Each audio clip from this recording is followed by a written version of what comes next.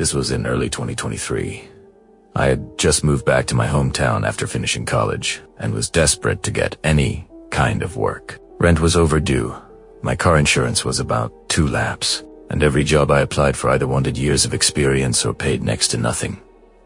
So when a friend told me about a warehouse nearby that was hiring night shift workers, I didn't think twice. It wasn't glamorous. They packaged bulk grocery items for stores around the county, but it paid weekly and didn't require a resume. I figured it'd be easy, maybe even peaceful. I sent in the online form on a Wednesday afternoon and, weirdly enough, got a reply that same night. No interview, no background check, just a single line. Start Friday at 10 p.m. Wear boots. Don't be late. That should have been my first red flag. But when you're broke, red flags look like opportunities. Friday night came fast. The GPS led me down a narrow country road, surrounded by nothing but dead cornfields and patches of fog that hung low over the ground. There weren't any streetlights for miles, just the glow of my headlights, cutting through the mist out eventually. I saw it. A massive warehouse sitting in the middle of nowhere, lit by a few weak floodlights. A flickering sign above the main entrance read Greystone Distribution. Half the letters were burned out. When I stepped out of the car, the air felt wrong, stale, almost metallic, like the air inside a freezer that's been shut too long. There was no sound except for the wind rattling the metal siding and a low, steady hum coming from somewhere beneath the ground. Inside, the warehouse looked off. The floor was clean, but everything else looked untouched for years. Stacks of pallets leaned against the walls, boxers half collapsed, dust hanging in the air. Some lights buzzed overhead. Others flickered like they couldn't decide whether to stay alive. And then I saw him, a tall, pale man in an orange safety vest standing near a clipboard. He didn't introduce himself right away, just stared for a few seconds too long before finally saying, "I'm Rick, night supervisor." His voice was low, monotone. He didn't smile or shake my hand, just handed me a hairnet and gloves. "Follow close," he said. "Don't wander off." Something about the way he said that "don't wander off" stuck with me. It wasn't friendly advice. It sounded like a warning. We walked through a maze of aisles, lined with conveyor belts and forklifts that looked older than me. Rick's footsteps echoed sharply on the concrete, but I noticed something odd. There weren't any other sounds. No machines running, no chatter, no other workers. Finally, we stopped at a small section where a conveyor belt was already moving. Rick picked up a box, showed me how to relabel it, and said, "That's it. You'll know when the shift's over." Then he walked away. No schedule, no breaks, no coworkers, just me, the conveyor, and the endless hum. For the first hour, I tried to settle in. The work was repetitive, but easy. I put in my earbuds, played some music, and told myself to get through the night. But around midnight, I realized how quiet everything else was. No forklifts moving, no machines clanking in the distance, just the sound of the belt rolling, my breathing, and that faint vibration from under the floor dot. At one point, I thought I saw someone at the end of the aisle, a shape ducking behind a stack of boxes. It was quick, like catching movement in your peripheral vision. I called out, "Hey, Rick." Nothing. A few minutes later, I saw it again, a silhouette peeking around the corner, then gone. Every time I looked directly, it disappeared. I told myself it was my imagination, or maybe Rick doing his rounds, but deep down I knew something was off. Rick hadn't come back once since showing me the task. Around 1 a.m., the conveyor stopped. No warning, just a heavy clunk and silence. Then came a low buzzing sound, deep and mechanical, vibrating through the floor. And from the far end of the warehouse, a dragging noise. Slow, uneven, like something heavy being pulled across the concrete floor. I froze. It wasn't a normal sound, it had weight, like something alive moving awkwardly. The dragging got closer. I could hear it scraping along the ground, pausing every few seconds as if whoever or whatever was pulling itself forward to rest. Then, it stopped right behind a stack of pallets maybe 15 feet from me. I swallowed hard and whispered, "Rick," no answer. Then I heard it breathing. Deep, strained, wet breaths, like someone gasping through fluid. I could feel the hair on my neck stand up. I backed away slowly, trying not to make a sound, but one of the boxes behind me tipped and hit the floor with a thud. The breathing stopped. Then, a single step, soft, deliberate, coming around the corner of the boxers. That's when I ran. I didn't even think, just bolted down the aisle, the sound of my boots slapping against the concrete echoing through the empty space. I didn't look back. I didn't care about my gloves or the box labels or even my bag. I just needed to get to the exit. But when I reached the main hallway, something was wrong. The exit lights that had glowed green earlier were off now. The hall looked darker than before. Darker than should have been possible with the emergency lighting. And somewhere in that darkness, I heard footsteps. Not mine. Heavier. Slower. I turned my phone's flashlight on and pointed it ahead, but the light barely cut through the black. The concrete walls looked warped, almost wet, like something had seeped through them. That's when I heard another sound whispering.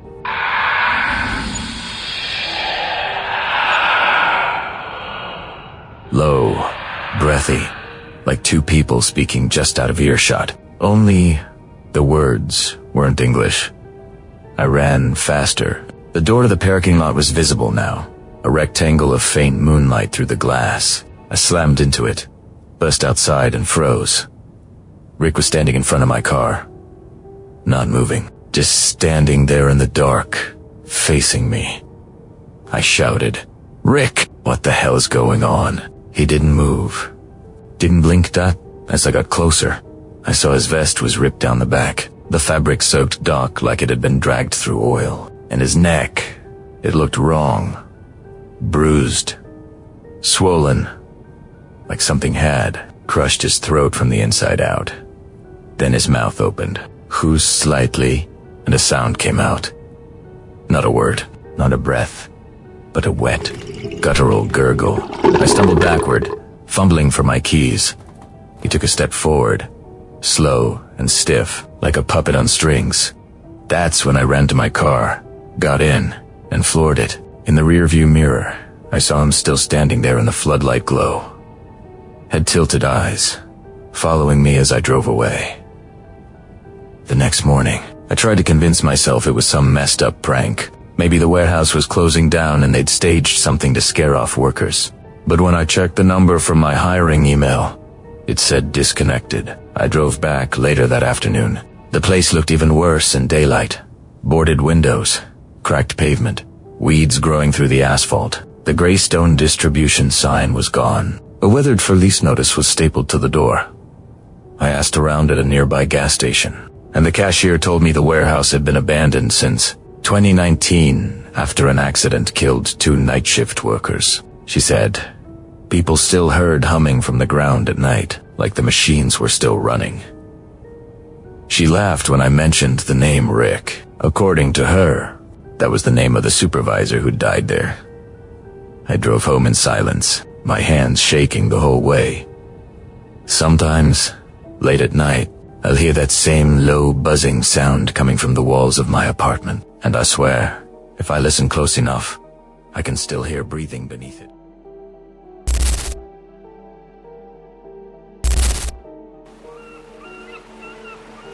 I was 26 when I took a housekeeping job at a bed and breakfast on the coast. It wasn't glamorous. 6 rooms, 1 crooked sign, and a view of the ocean that probably looked better in postcards than in person. The owner said she needed someone to clean after hours since guests like to check in late. Her voice was kind, older, calm, the sort of voice that makes you feel safe, even when you shouldn't. She told me if she wasn't around when I arrived, there'd be a key under the mat. That should have been my first warning sign. But when you're broke, warnings sound like chances. When I arrived, fog covered everything. It clung to the ground like smoke, swallowing the coastline, and even the road behind me. I could barely see the porch light until I was parked right in front of it. No other cars. No sound but the surf. Slow, rhythmic, somewhere beyond the trees. The house stood tall but tired. Paint flaking, shutters crooked, salt stains running down the siding. Every window was dark except the front two, where a weak yellow glow flickered like candlelight. The stillness of the place made my stomach twist. Not peaceful, watchful. I grabbed my cleaning kit and climbed the creaking steps. The porch boards bent under my weight. When I pushed the door open, it gave a long, reluctant groan, like it hadn't moved in months. Inside, the air was thick, stale, heavy enough that each breath felt wrong, like breathing through cloth. A faint scent of old soap and sea brine hung in the air. And there, on the front desk, sat a note. "Welcome. Please start with room 6. Thank you, M." The handwriting was neat, deliberate, almost symmetrical, like each letter had been drawn, not written. Next to the note sat the guest ledger, every page blank, except the first, where a name had been scribbled out so hard the paper tore straight through. I called out, "Hello?" The sound vanished into the walls. No answer, only a low hum somewhere behind me. Maybe a refrigerator, maybe something else. The hallway to room 6 stretched narrow and uneven, the kind of corridor that feels longer the farther you walk. Peeling wallpaper curled like dried leaves. The light bulbs above flickered one by one as I passed beneath them, as if reacting to me. When I reached the end, the door to room 6 was half open. The small lamp inside buzzed and blinked, casting jittering shadows over the bed. The bed itself was made, but not perfectly. The comforter wrinkled, a single pillow indented, still warm to the touch. That was impossible. I told myself maybe the owner had checked the room earlier. I started cleaning, dusting, restocking towels, trying to ignore the sense that someone was just outside the doorway. Then, a creak from above me. Slow, weighty. Old house, I thought. Wood settles. Another creak. Then, a dull roll. Something heavy, moving across the floorboards upstairs. Not dropping, not random. Pushed. I froze. I wanted to call out again, but something about the air made me swallow the words. Eventually, I forced myself back toward the front desk. I figured maybe the owner had come in. Maybe she'd explain the noises. But when I got there, the note had changed. Same paper, same ink, different message. Start with room 4 instead. I stared at it for a long time. The handwriting looked the same, yet it wasn't. Letters uneven, lines trembling, like someone had tried to copy the first note but couldn't stop their hand from shaking. A cold ache spread down my spine. Still, I told myself I was being stupid. Maybe the owner rewrote it. Maybe she needed me somewhere else. I walked to room 4. The door was locked, and from inside, I heard whispering. A man's voice, low, raspy, muttering words I couldn't understand. I pressed my ear closer. It grew clearer, not angry, not pleading, just steady. I knocked softly. "Hello? I'm the housekeeper. The owner sent me to..." The whispering stopped. For a heartbeat, there was nothing. Then, right behind the door, a voice breathed, "There's no one here!" I stumbled backward. Every sound in the building died. The hum, the wind, even the ticking clock on the wall, gone. Silence so thick, it hurt my ears. I backed away until my shoulder hit the opposite wall. Then, from somewhere deep in the house, The lights began to flicker. One by one, bulbs snapped alive and died again. The hallway strobed in flashes of orange and black. In one of those flashes, I saw it, a shadow at the far end of the hall, tall, still, longer than it should have been, stretching across the floor toward me. Another flash, gone, then back again. Closer. That broke me. I ran. I didn't even think, just bolted toward the front door.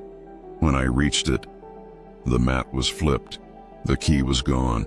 I pulled at the handle, locked. The flickering lights sputtered faster now. Dizzying bursts of light and dark. Behind me, something heavy dragged across the floor. I turned toward the kitchen. A single window sat half open above the sink. I climbed through it, the wooden frame scraping my palms raw, and dropped into the wet grass outside. Cold night air hit me like a slap. I ran. I didn't look back until I reached the road, and even then, I wished I hadn't. From the distance, the inn looked completely dark, except for one window. Room 6. Its lamp flickered steadily, like a heartbeat. I kept driving until I saw light again, a small gas station at the edge of town. The clerk, a man with tired eyes, looked up from his paper as I stumbled in. He asked if I was all right. I just asked if he knew that bed and breakfast up the coast. He frowned. "That place," he said, "closed years ago." I told him that couldn't be right. I'd just worked there tonight. He shook his head. "Sometime back in 2019, guest drowned during a storm. Owner left. Nobody bought it." I told him about the lights, the note, the whisper behind the door. He leaned on the counter and said quietly, "You're not the first. Folks say the lights in room 6 still come on sometimes. Always just before the fog rolls in." I drove home in silence.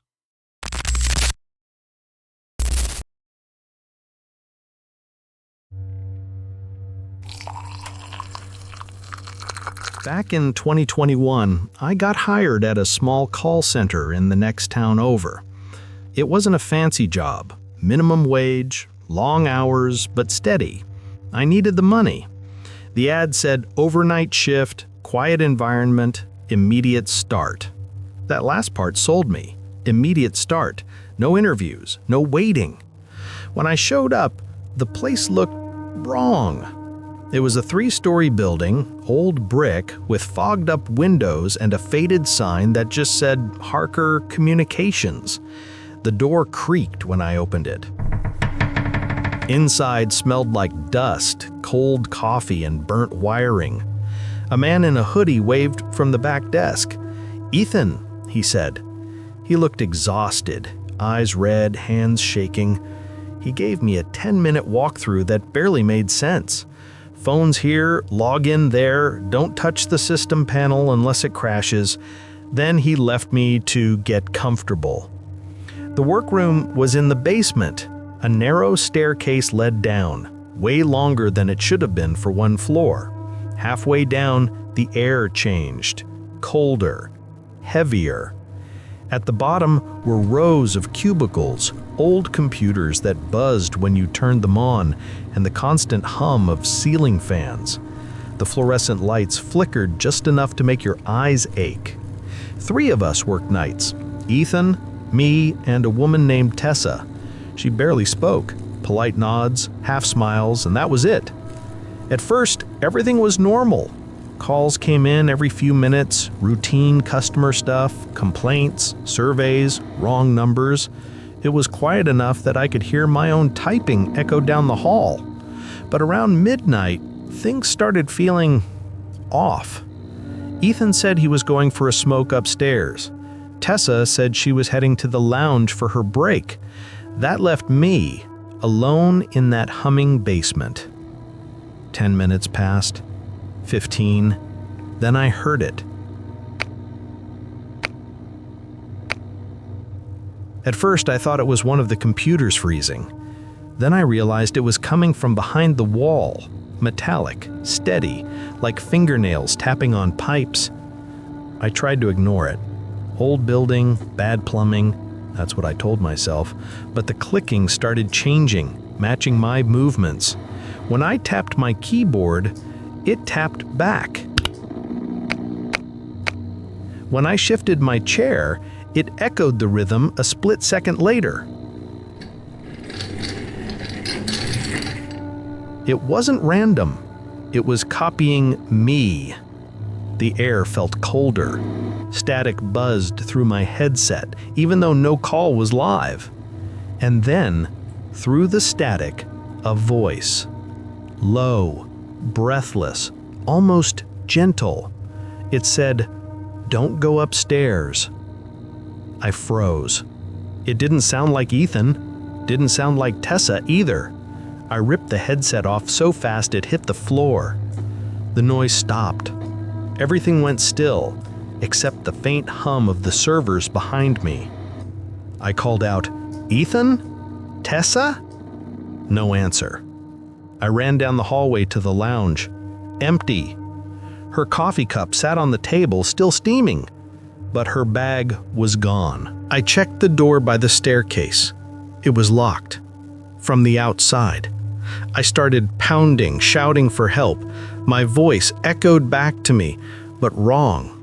It came a second too late, like a recording playing from a speaker somewhere in the dark. Then came the clicking again, but this time it wasn't just one place. It was above me, behind me, inside the walls. Moving. Something shifted in the ceiling tiles, like something crawling just out of view. I backed up toward the cubicles. That's when one of the computer screens flickered on by itself. It was showing a security camera feed. 4 angles: the lounge, the hallway, the basement door, and the stairwell. All empty. Except one. In the lounge camera, a figure stood facing the lens, still, head tilted sideways, not moving, not breathing, just watching. I blinked. The screen glitched, static lines cutting across. When it came back, the lounge was empty again. I wanted to scream. Instead, I grabbed my bag and ran to the emergency exit. It was rusted shut, chained from the outside. I kicked it over and over. The metal groaned, but didn't budge.